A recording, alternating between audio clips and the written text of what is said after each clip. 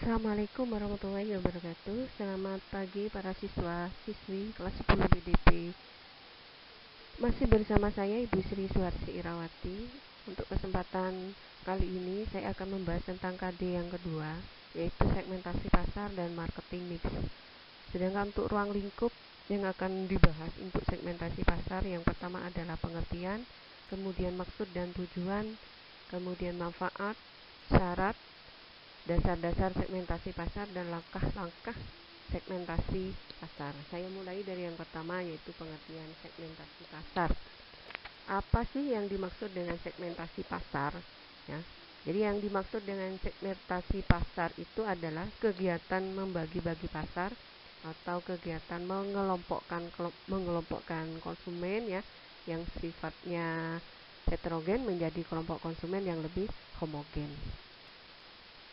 Yang dimaksud dengan heterogen itu yang seperti apa? Yang dimaksud dengan yang kelompok konsumen yang heterogen itu adalah kelompok konsumen yang keinginan dan kebutuhan terhadap satu produk baik barang maupun jasa itu masih bervariasi, sehingga perlu dikelompokkan ya menjadi beberapa kelompok konsumen yang sifatnya lebih homogen, yang lebih sejenis. Itu yang pertama. Kemudian maksud dan tujuan dari segmentasi pasar itu sendiri ya. Jadi dengan segmentasi pasar itu pasar lebih mudah dibedakan. Kemudian pelayanan kepada pembeli akan lebih baik karena sudah dikelompokkan ya, sudah disegmentasikan. Kemudian yang ketiga, strategi pemasaran yang digunakan itu akan lebih terarah karena konsumennya sudah dikelompokkan berdasarkan keinginan dan kebutuhan dari kelompok konsumen terhadap satu produk baik barang maupun jasa. Kemudian manfaat dari segmentasi pasar. Yang pertama, ya, gagasan pemasaran itu akan lebih baik. Kemudian bisa mengatur produk, mampu menemukan dan membandingkan kesempatan pasar, bisa lebih mengatur anggaran yang digunakan untuk beberapa segmentasi pasar itu sendiri. Dan kemudian perusahaan bisa memposisikan dirinya lebih baik lagi ya, di dalam satu pasar. Kemudian syarat segmentasi pasar, bahwa ada beberapa syarat segmentasi pasar. Yang pertama adalah pasar itu harus bisa diukur ya, atau biasa dikenal dengan istilah measurable ya. Jadi pasar itu harus bisa diukur. Kemudian pasar juga harus bisa dilaksanakan atau actionable. Yang ketiga, bahwa pasar itu harus bisa dicapai. Kita mengsegmentasi pasar itu harus bisa dicapai atau accessible. Kemudian yang keempat, syarat dari segmentasi pasar itu sendiri, bahwa segmentasi pasar itu harus cukup luas atau substansial. Ya, itu beberapa syarat segmentasi pasar. Kemudian ada beberapa dasar segmentasi pasar. Dalam hal ini ada 3 ya, dasar-dasar segmentasi pasar. Yang pertama adalah segmentasi pasar itu dari segi demografis, yang kedua geografis, dan yang ketiga adalah psikografis. Saya mulai dari demografis. Dasar segmentasi pasar secara demografis artinya merupakan cara pengelompokan pasar menurut keadaan atau kondisi demografis, bisa dari faktor kependudukan ya, itu secara demografis. Ada beberapa variabel dari demografis itu sendiri ya. Yang pertama bisa mengelompokkan konsumen itu dari umur, kemudian jenis kelamin, besarnya keluarga, tipe keluarga, pendapatan, pekerjaan, kemudian pendidikan, kepemilikan rumah, agama, dan ras. Ini beberapa variabel pengelompokan segmentasi pasar berdasarkan demografis atau kependudukan ya. Jadi dikelompokkan berdasarkan usia atau umur, kemudian jenis kelamin, besarnya keluarga, dan tipe keluarga. Kemudian yang kedua, dasar segmentasi pasar yaitu secara geografis ya. Apa yang dimaksud dengan geografis?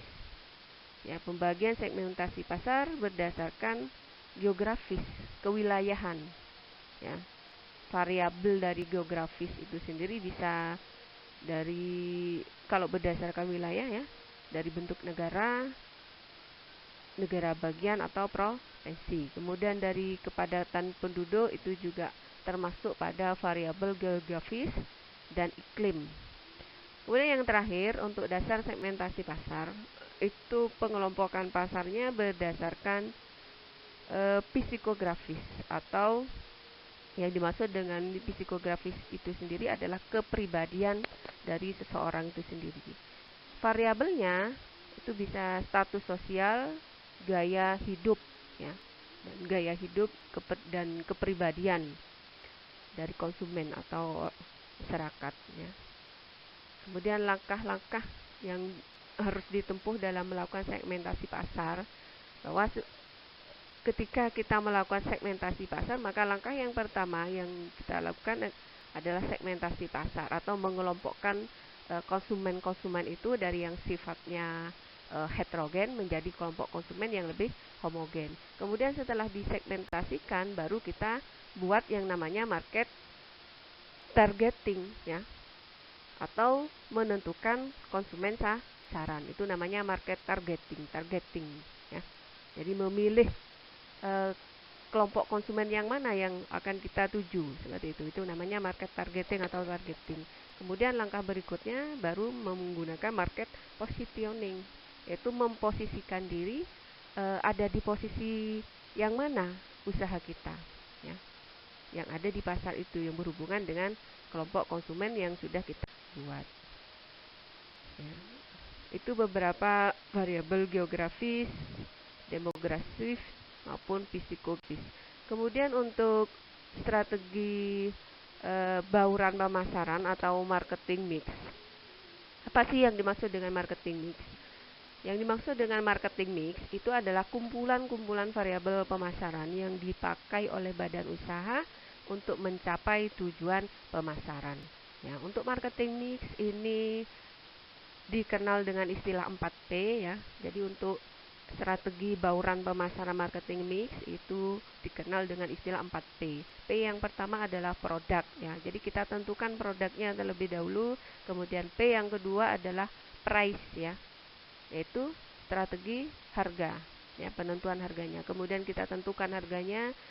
Yang ketiga, P yang ketiga ya, setelah produk kemudian price, yang ketiga adalah place ya, yang kita kenal dengan istilah distribusi. Kita tentukan saluran distribusi yang digunakan.